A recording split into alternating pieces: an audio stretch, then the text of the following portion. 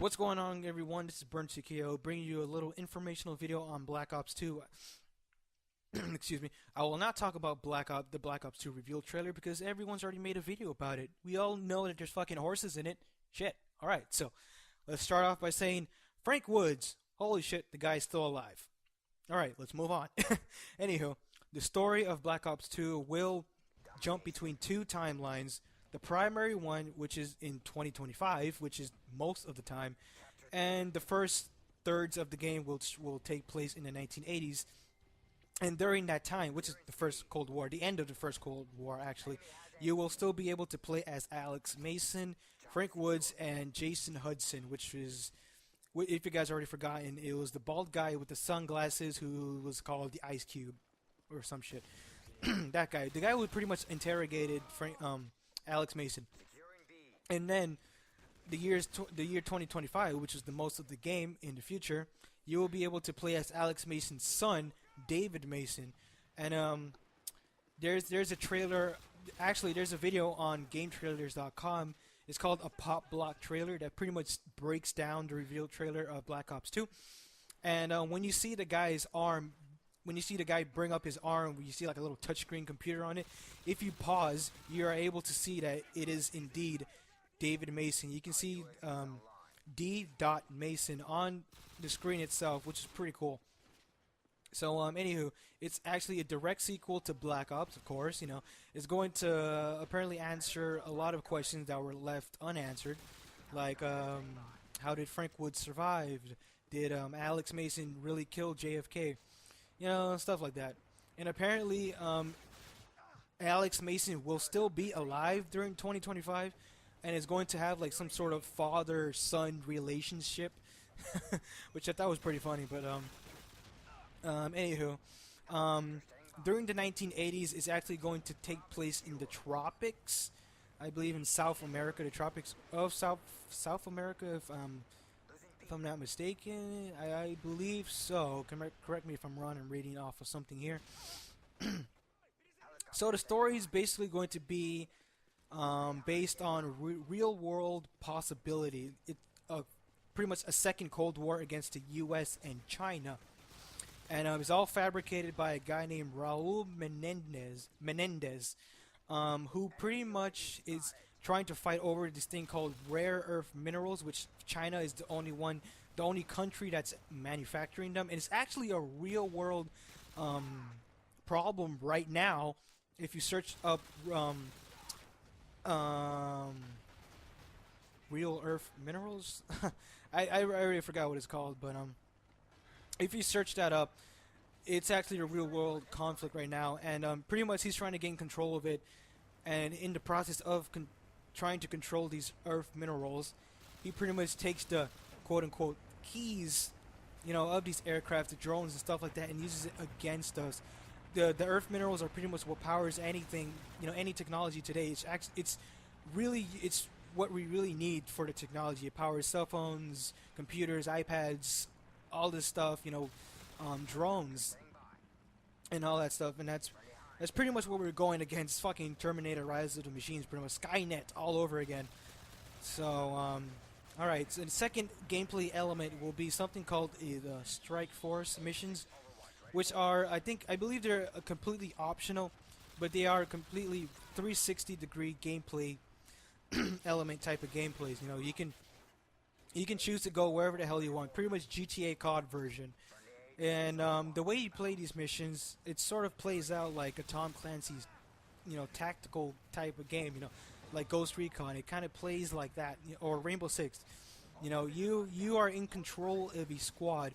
They're pretty much unnamed because they're just guys that are in a squad. You're not able to play as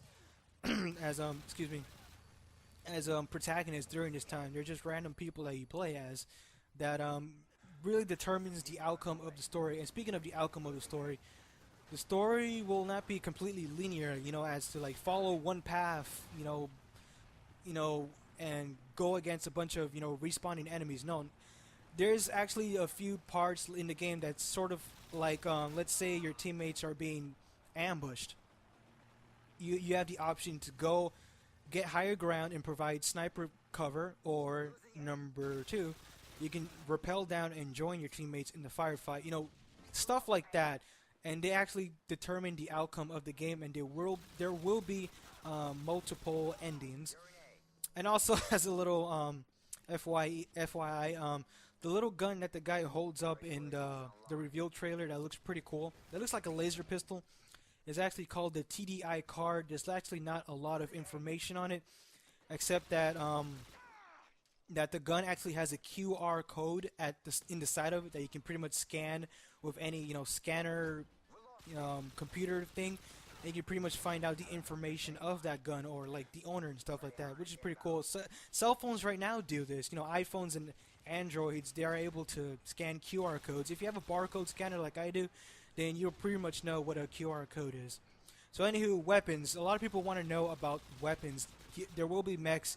There will be flyable jets and stuff like that. Did I say jets? I think I said mechs. Mechs, jets, sounds the same. Whatever. It's 3:49 in the morning. I'm fucking going crazy. You will be able to pilot jets. You will control them and also shoot from them. You can also use, of course, the quadrotors that FPS Russia used. And they are called Charlene. If you pause at one point in the reveal trailer, on the side of the quadrotor, if you pause it, it's etched on the side and it says Charlene, which I thought was pretty cool.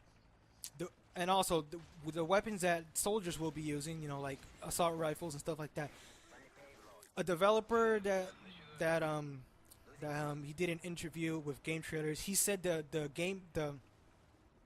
weapons will not be futuristic, sort of like laser beams and stuff like that. They will not consist of laser beams. They will pretty much be like, advanced versions of weapons that we already have now, or prototypes. Like the G11 in Black Ops, that was a prototype. If you guys already didn't know that. Weapons like that, they're not going to be lasers and shit like that. I'm pretty sure the TDI card is a prototype too. And Zombies has been confirmed. Apparently it's going to be bigger and better with even more fucking zombies, which I think I'm I think I'm excited with that. I'm not sure, but and also is the game coming out for a Wii? We don't know. I really wish that they would confirm it at the same time as the 360 and the PS3. But in my honest opinion, I think Black Ops 2 will have too much for the Wii to handle. Like, it's going to be Modern Warfare 3 on steroids. It's going to blow up Wiis all over the place. And I really want to be optimistic about this, but it is what it is. Other stuff that and also multiplayer. The entire multiplayer, like the maps and weapons and stuff like that, will only take place in 2025.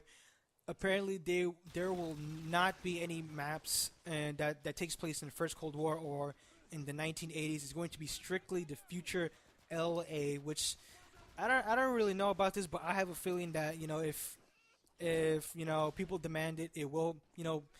The first Cold War era maps, in the 1980s, will probably come as DLC later on. That's what I think. I'm not sure. The Strike Force mode will only be available also in the campaign, so you pretty much have to play campaign over and over and over again to pretty much get multiple endings and also play different types of Strike Force missions and stuff like that. So that's pretty much all the good deal of Black Ops 2. And also horses.